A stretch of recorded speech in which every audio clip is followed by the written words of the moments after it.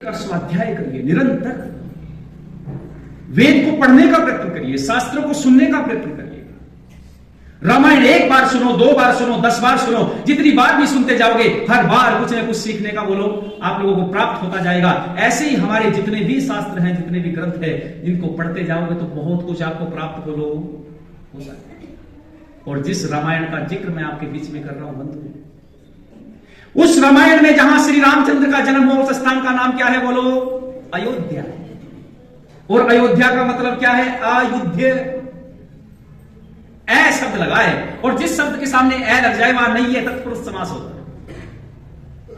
मैंने वहां नहीं सूचक शब्द है, ए के मायने क्या है बोलो? नहीं। और युद्ध मैंने जीतने योग्य, और ए लग गया तो न जीतने,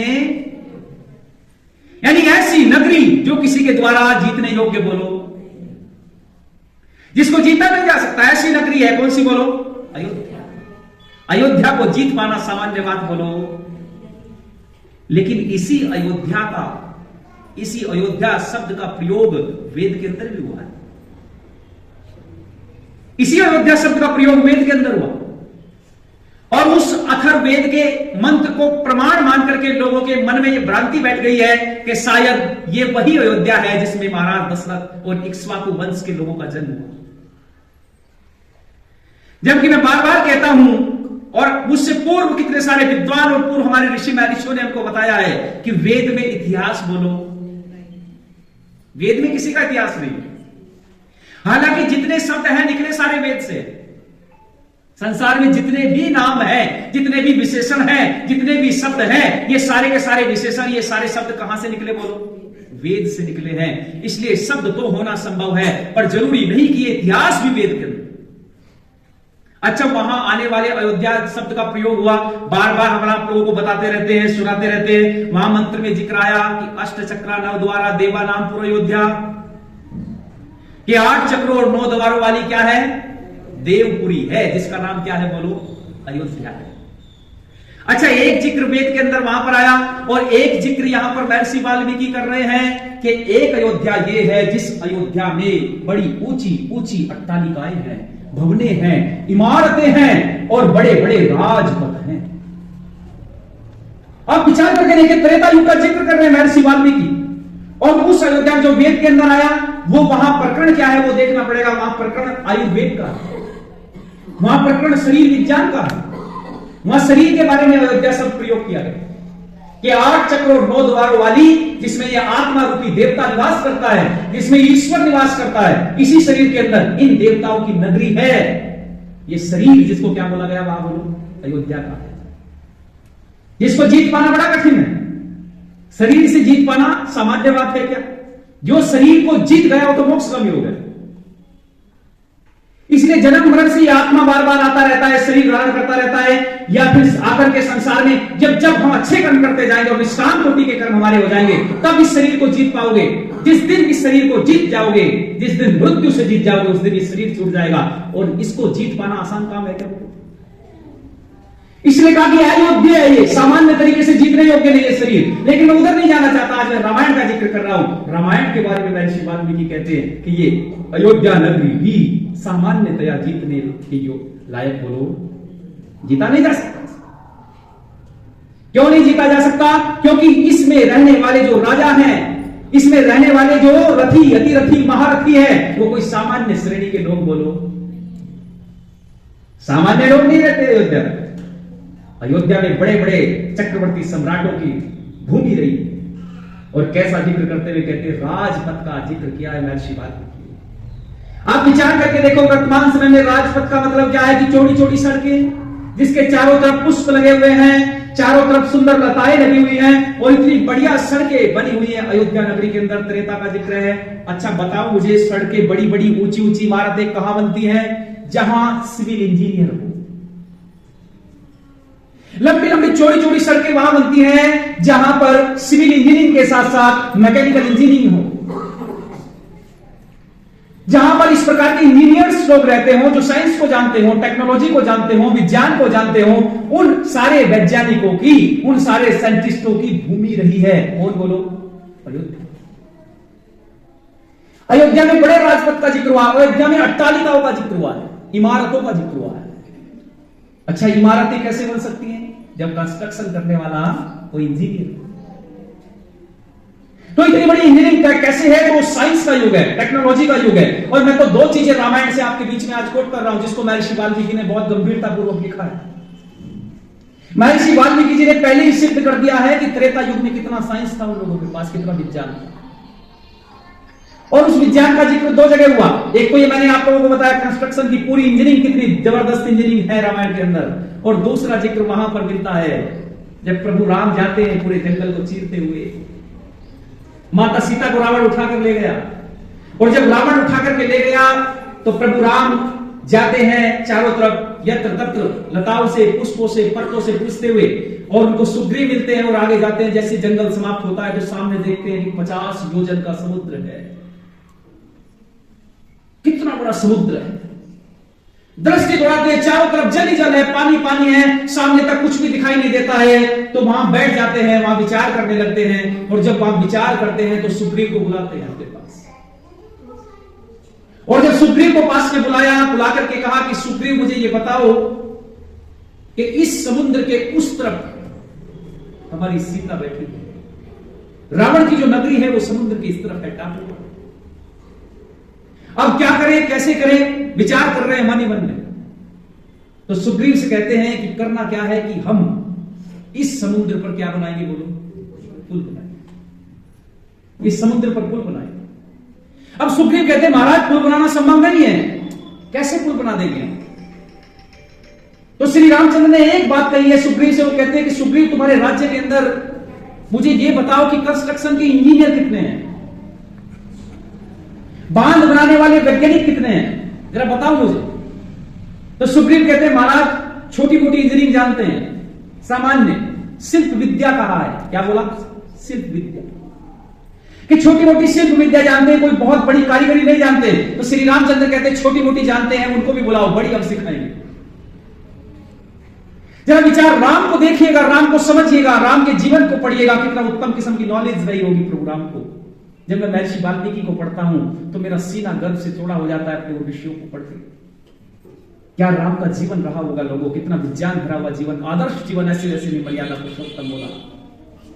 बड़ी गजब की बात होती है, सुग्रीव बुलाते और दो इंजीनियर उस समय बहुत जबरदस्त इंजीनियर थे, जिनका नाम क्या था बोलो? नल और नील। नल नील को बुलाया गया, नल नील आ गए। नल नील से पूछा गया कि इस तरीके से इन पर समुद्र पर पुल बांधना है। तो नल नील कहते हैं कि भगवान हम छोटी मोटी इंजीनियरिंग करते हैं। तो श्री रामचंद्र ने कहा कि तुम छोटी मोटी जितनी भी जानते हो चिंता मत करिएगा, मैं सिखाऊंगा तुम्हें। और श्री रामचंद्र ने पूरी इंजीनियरिंग का पाठ पढ़ाया। अच्छा, इतने बड़े 50 योजन समुद्र पर पुल बांधने का काम श्री रामचंद्र ने सिखाया। मैं आप लोगों से पूछना चाहता हूं, क्या यह काम इंजीनियरिंग के बिना संभव है? क्या यह ओशियन साइंस को समझे बिना संभव है? क्या ये मैकेनिकल इंजीनियरिंग के बिना संभव है? क्या केमिस्ट्री में लोगों ने पढ़ा नहीं होगा? क्या फिजिक्स के नियम को पढ़ा नहीं होगा? आप विचार करके देखिए, आप पत्थरों को आपस में जोड़ना और ऐसे जोड़ना कि वो इतने साल लाखों वर्षों के बाद भी उसके साक्ष्य प्राप्त होते हैं, कितना जबरदस्त तरीके की कारीगरी रही होगी, कितना बढ़िया साइंस रहा होगा उस समय। आप विचार करके देखिए। यही चीज मैं आपसे बता रहा हूं, यही महर्षि वाल्मीकि कहते हैं कि इस अयोध्या को जीत पाना सामान्य काम नहीं है, क्योंकि इसमें बड़े बड़े इंजीनियर हैं, बड़ी बड़ी अट्टालिकाएं हैं, बड़े बड़े राजपथ हैं। और उन राजपथों का जिक्र करते हुए कहते हैं अयोध्या में समृद्धि बहुत है, अयोध्या में ऐश्वर्य बहुत है, अयोध्या में चारों तरफ जितनी भी अयोध्या की स्त्रियां हैं, जितनी भी अयोध्या की प्रजा है, सब स्वर्ण के भंडार हैं। स्त्रियां अपने पैरों में स्वर्ण पहनती हैं, स्त्रियां अपने गले में स्वर्ण पहनती हैं, स्त्रियां अपने हाथों में स्वर्ण पहनती हैं, और यहां तक कि पुरुष भी अपने कानों में स्वर्ण के कुंडल बोलो। बड़ा भारी सोना है, संपत्ति है, अपार ऐश्वर्य है। लेकिन इसी अयोध्या में राज करने वाले जो राजा हैं महाराज दशरथ, और ये महाराज दशरथ बड़े ऐश्वर्यशाली हैं। और कितने ऐश्वर्यशाली हैं? बड़ी अपार संपत्ति का जिक्र किया गया, इतनी सारी संपत्ति उनके पास में है। लेकिन महाराज दशरथ सब अयोध्या के अंदर कुशल है, सब अयोध्या के अंदर संपन्न है, सब खुश हैं। लेकिन महाराज दशरथ अंदर से खुश बोलो, राजा खुश नहीं है। प्रजा बड़ी संपन्न है, प्रजा बहुत खुश है, लेकिन महाराज अंदर से संतुष्ट नहीं है, प्रसन्न नहीं है। एक कष्ट उनको है, और वो कष्ट क्या है कि मैंने वेद के विरुद्ध जाकर के कितनी शादियां की, और उसके बाद में मैंने वेद की आज्ञा का उल्लंघन किया। लेकिन वेद की आज्ञा का उल्लंघन उन्होंने क्यों किया, इसका भी विचार करना चाहिए।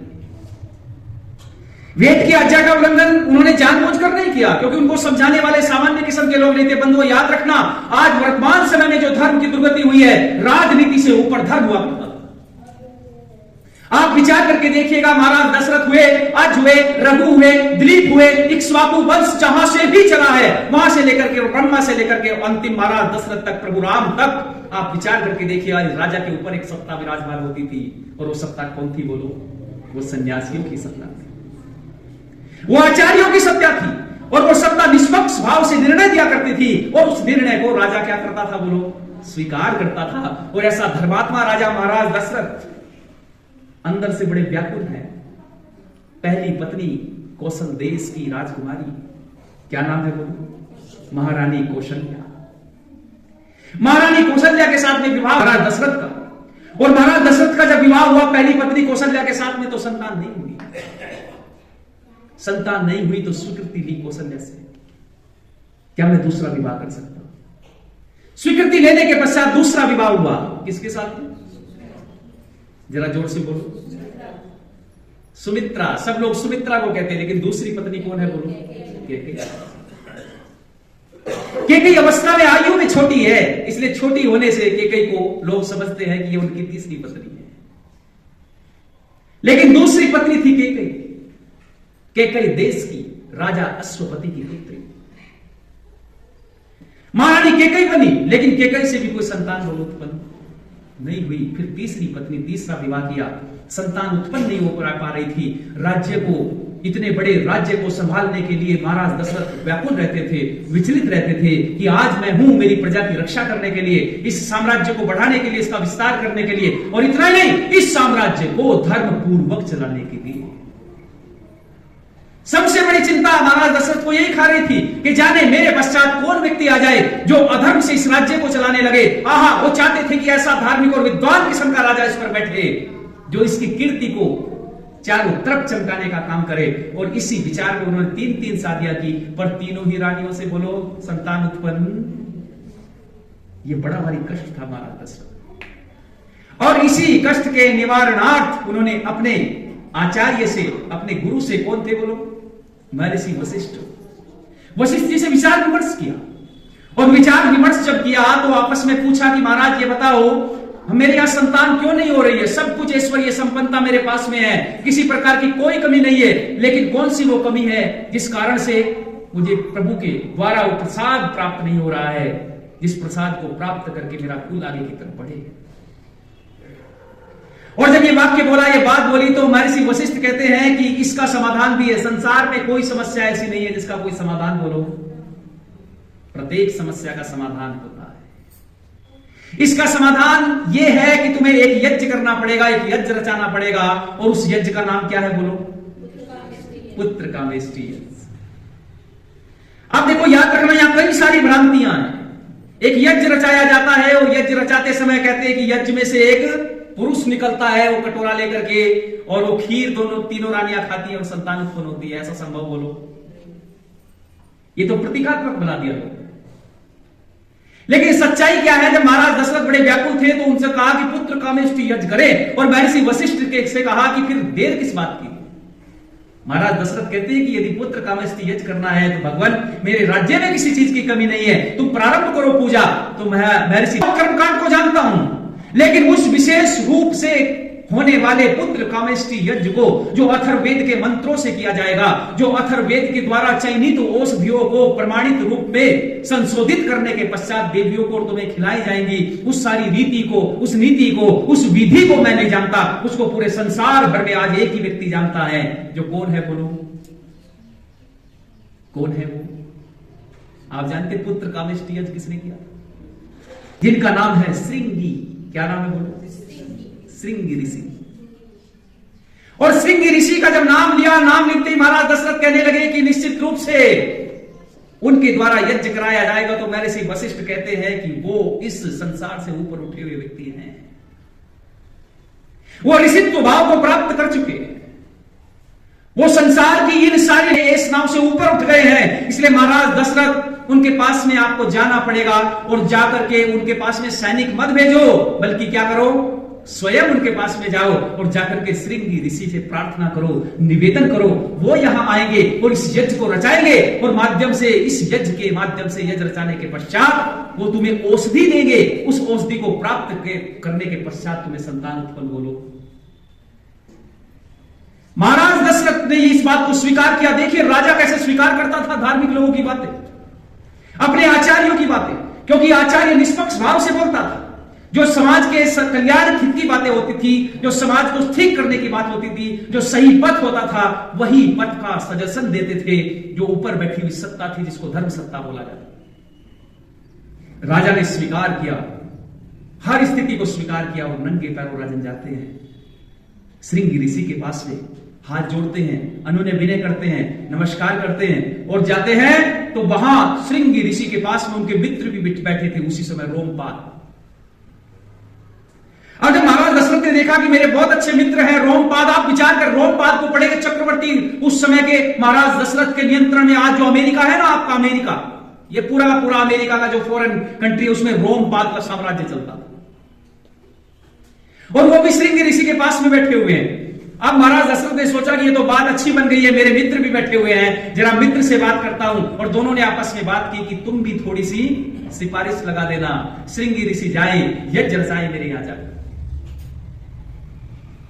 अब कहते हैं श्रृंगी ऋषि ने इस अनुनय को स्वीकार कर लिया, और स्वीकार करके अयोध्या के अंदर जाते हैं, और सरयू नदी के तट पर एक बहुत सुंदर सी यज्ञशाला बनाई, सुंदर सी यज्ञशाला बनाई। यहां पर मैं आपको बता रहा हूं कि बनाई गया जो साकल्य है, जो सामग्री है, वो सामग्री उसी प्रकार की प्रयोग की गई है, उसमें औषधियां उसी प्रकार की डाली गई हैं जिस प्रकार का वातावरण उत्पन्न किया जा सके। क्या जबरदस्त उन लोगों के पास में किस प्रकार की औषधियां नहीं होंगी, आप विचार करके देखिए। आयुर्वेद में आज भी बहुत सारी ऐसी औषधियां हैं। तो यज्ञ रचाया गया, उस यज्ञ में उसी प्रकार की बहुत सुंदर तरीके की औषधियों को डाला गया, और उन औषधियों के माध्यम से गाय का जो घृत है और जो दही है, उस दही के माध्यम से उसमें औषधियां डाल करके उसका निर्माण किया गया। और उस यज्ञ को रचाने के पश्चात श्रृंगी ऋषि ने केवल एक ही शर्त रखी थी कि महाराज दशरथ, मैं आपका यज्ञ रचाऊंगा, लेकिन ये पूरा रज हिंसा रहित बोलो होना चाहिए, इसमें कोई हिंसा ना हो, किसी प्रकार की हिंसा इस यज्ञ के अंदर नहीं होनी चाहिए। और उस यज्ञ को बहुत सुंदर तरीके से संपन्न कराया श्रृंगी ऋषि ने, और उसके माध्यम से बाद में फिर गोदूध को जमा करके विशेष प्रकार की औषधियों को उसमें मिला करके दूध के अंदर डाल करके दही जमाई गई, और उस दही को फिर बाद में कुछ औषधियां मिला करके तीनों रानियों को समान समान मात्रा में बोलो। वहां ऐसा नहीं है कि यज्ञ रचाया गया, यज्ञ के अंदर से कोई व्यक्ति निकला खीर का कटोरा लेकर के, और वो कटोरा उसको दे दिया और वहां से संतान होगी, ऐसा नहीं है। बल्कि आयुर्वेद के अंदर वो प्रमाणिक चीजें हुआ करती थी। आयुर्वेद में आज भी औषधि है, आज भी आप जानते हो पुत्र कामेष्टि बटियां आज निजात की जा रही हैं, आयुर्वेद पर लोग काम कर रहे हैं। वर्षों वर्षों तक इस देश के वेदों पर काम हुआ। जब इस देश के अंदर वेदों को पढ़ने वाले, समझने वाले, जानने वाले मनीषी लोग थे, जिन्होंने वेदों को पढ़ा, उपवेदों को पढ़ा और पढ़ करके उन पर काम किया, जब से ये काम होना बंद हो गया, पढ़ना बंद हो गया, संस्कृत को जानना बंद हो गया, तब से हम दूसरों के हाथ, दूसरों के दरवाजे पर कटोरा लेकर खड़े हो गए। जब तक यहां इन सारे वेदों की चीजों पर हमने सर्च किया है, हमने जाना है, समझा है, पढ़ा है, उनको जाना और जान करके प्रयोग किए, तो निश्चित रूप से ये चीजें हमारे सामने आई। और वही हुआ, वो खीर खाई रानियों ने। महाराज दशरथ ने अलग अलग हिस्सा दिया तीनों रानियों को, लेकिन कौशल्या माता का जो स्वभाव था वो बहुत सुंदर किस्म का, बहुत ममत्व भरा, बड़ा प्रेम भरा, बड़ा स्नेह भरा, बड़ा प्रेम करती थी वो अपनी दोनों बहनों से। बहनों को दे दिया। याद रखना बंधुओं, ये राम की संस्कृति हमको सिखाती है कि भूख लगे तो खाना प्रकृति है, भूख न लगे तब खाना विकृति है, दोष पैदा करता है। भूख लगे तो खाना प्रकृति है, भूख न लगे तब खाना विकृति है, और दूसरों को खिलाकर के खाना ये भारतीय संस्कृति है, ये भारतीय संस्कृति है। ये सिखाता है हमको, सदा से सिखाता आ रहा है। कौशल्या माता ने यही किया और इसी नियम का पालन किया। उन्होंने सबसे पहले अपने हिस्से में से थोड़ा सा हिस्सा निकाल करके छोटी बहन को, और आप सब जानते हैं कि फिर उसके पश्चात उसी रीति से, उसी विधि से, उसी तरीके से। अरे प्रमाण देखिए आप बंधुओं, कितने जबरदस्त तरीके का साइंस रहा होगा, कितना विज्ञान रहा होगा उस मन चाही संतान उत्पन्न कर लेना। क्या ये सामान्य विज्ञान है? आप विचार करके देखिए, फिर 4 पुत्र उत्पन्न होते हैं, 1-2 नहीं। जिस घर के अंदर, जिस परिवार के अंदर एक भी बच्चा नहीं था, महाराज दशरथ बड़े रुष्ट रहते थे, परेशान रहते थे, बहुत खुश नहीं रहते थे। इतना ऐश्वर्य, इतना वैभव, इतनी संपत्ति होने के बावजूद बड़े परेशान रहने वाला वो राजा, वो धर्मात्मा राजा, उसके यहां 4 पुत्रों ने जन्म दिया। महारानी कौशल्या की कोख से एक रत्न उत्पन्न हुआ, जो क्या कहलाए बोलो? राम कहलाए।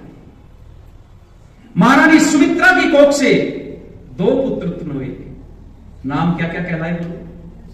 लक्ष्मण और शत्रुघ्न कहलाए। और वो धर्मात्मा भरत, जो एक कोख को अमर करके चला गया है, वो महारानी कैकेयी की कोख से उत्पन्न होने वाला बच्चा, वो संतान जिसके नाम से आज भी लोग यदि भरत का नाम अपने मुख पर लेते हैं तो बड़े गर्व से उनका सीना चौड़ा हो जाता है। ऐसे 4 स्तंभ आज अयोध्या के अंदर उत्पन्न हो गए हैं। और उन अयोध्या के आधार स्तंभों का बचपन कितने सुंदर तरीके से बीता है, कैसे ये बचपन आगे बढ़ा और कैसे आश्रम व्यवस्था में पूरा जीवन चला, और किस तरीके से ये कथानक आगे बढ़ता है, और कैसे श्री रामचंद्र के जीवन से आश्रम व्यवस्था को मजबूत करते हैं, वर्ण व्यवस्था को मजबूत करते हैं। श्री रामचंद्र के पूरे जीवन में आश्रम व्यवस्था रही, वर्ण व्यवस्था रही, और आगे चलकर के किस तरीके का पूरा जीवन रहा और क्या क्या चीजें हमें सीखनी चाहिए, ये निश्चित रूप से हम इस पर चर्चा करेंगे। आगे आने वाले व्याख्यान में हम चर्चा करेंगे। लेकिन मैं आपसे बताता चलूं, वही बात मैं दोबारा दोहराना चाहता हूं कि जही विधि रहे राम तही विधि रहिए। तो राम ने इस वेद की आज्ञाओं का पालन किया है, राम ने वेद पर चलने का प्रयत्न किया है। राम का पूरा जीवन आगे वर्ण व्यवस्था पर आधारित रहा, आश्रम व्यवस्था पर आधारित रहा है। यदि हम उस आश्रम व्यवस्था पर लौट गए, उस वर्ण व्यवस्था पर लौट गए और उस वेद पर लौट गए, तो बंधुओं मैं सच्चे अर्थों में कहता हूं, आपको विकसित होने से, आपको सुखी होने से और आपको समृद्ध होने से कोई ताकत रोक नहीं सकती। ये मेरी गारंटी है। लेकिन राम के इन पद्धतियों पर चलना पड़ेगा, वेद की आज्ञा का पालन करना पड़ेगा। तो समय के अंतर्गत रहते हुए ये थोड़ी सी चर्चा आपने की है। रामायण की प्रारंभिक स्थिति का वर्णन हमने किया। अब यहां से तो राम का जीवन शुरू होता है, और कितना सुंदर जीवन है श्री रामचंद्र का, कितना उत्तम किस्म का जीवन है। बहुत बहुत धन्यवाद आपका, आपने इसका आशीर्वाद मुझे दिया है, और ऐसे ही आप लोग आते रहिएगा। राम का बालपन भी कितना ऊंचा है और राम का आगे का जीवन भी कैसा है।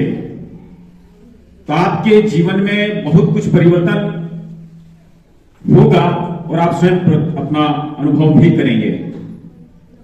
बहुत सारी शंकाएं भी आपके मन में उठेंगी, बहुत सारे प्रश्न भी उठेंगे, क्योंकि उसका एक कारण है, वो उसका बहुत बड़ा कारण है, क्योंकि हम स्वाध्यायशील नहीं हैं, हम मनन नहीं करते, हम चिंतन नहीं करते, हम विचार नहीं करते। आर्य समाज ही मंच एक ऐसा मंच है जहां पर आपको खुले मन से आपका स्वागत होता है, आपके प्रश्नों का भी खुले मन से स्वागत होता है। किसी भी तरह का कैसा भी प्रश्न हो, किसी भी तरह का कैसा गूढ़ प्रश्न हो, और आपके बहुत सारी शंकाएं जो मन में लिए हुए बैठे हैं, वो शंकाओं का भी समाधान होगा आचार्य जी के द्वारा। इसीलिए इसका नाम वैदिक रामायण रखा है, वैदिक कथा रखी है, वैदिक रामायण कथा। क्योंकि बहुत सारे प्रश्न स्वयं खड़े हो जाते हैं। बहुत सारे प्रश्न जब रामायण आ रही थी, तो जो सीरियल रूप में आपने देखा होगा, रामानंद सागर जी ने बनाई जो रामायण, मैं भी उसको देखता था, तो छोटा तो था ही, मन में बहुत सारी शंकाएं उठती थी, कुतूहल, मैं तो शंका समाधान करने की कोशिश करता था। कहीं ना कहीं किसी ना किसी माध्यम से शंकाओं का मेरा समाधान होता रहा, और धीरे से मैं उस परमात्मा की कृपा हुई, आर्य समाज की तरफ मुख मुड़ा, और मैं भी उस महर्षि देव दयानंद महाराज के चरण धूल माथे पर लगाने की कोशिश कर रहा हूं। और उसी तरह से मेरे जीवन के अंदर बहुत सारी मेरी शंकाएं रही, बहुत सारे सवाल रहे, और जीवन भी उत्तम बनता चला गया, और शंकाएं भी समाधान शंकाओं का भी होता चला गया। इसी प्रकार आप हर सप्ताह आर्य समाज कोलागढ़ के सत्संग भवन में और यज्ञशाला में आए। 4 बजे से यज्ञ प्रारंभ होगा आने वाले सप्ताह में, और 4 से लेकर के 6 बजे तक निरंतर यज्ञ के उपरांत वैदिक रामायण आपके सम्मुख आचार्य श्री के मुखारविंद से सुनने को मिलेगी। इसी के साथ आज का जो वैदिक रामायण का कथा है, इसको यहीं पर समापन करते हैं शांति पाठ के साथ। शांति पाठ करेंगे, सीधे होकर बैठे सभी। ओम द्यौ शांति अंतरिक्षं शांति पृथ्वी शांति आपः शांति ओषधयः शांति वनस्पतयः शांतिर्विश्वे देवा शांति ब्रह्म शांति सर्वं शांति शांतिरेव शांति सामा शांतिरेधि। ओम शांति शांति शांति। सत्य गुरुवर विरजानंद की जय हो। संसार के समस्त महापुरुषों की जय हो। संसार की समस्त वीरांगनाओं की जय हो। आर्य समाज अमर रहे, वेद की ज्योति जलती रहे, ओम का झंडा ऊंचा रहे, दृढ़वंतो विश्वमार्य। वैदिक ध्वनि।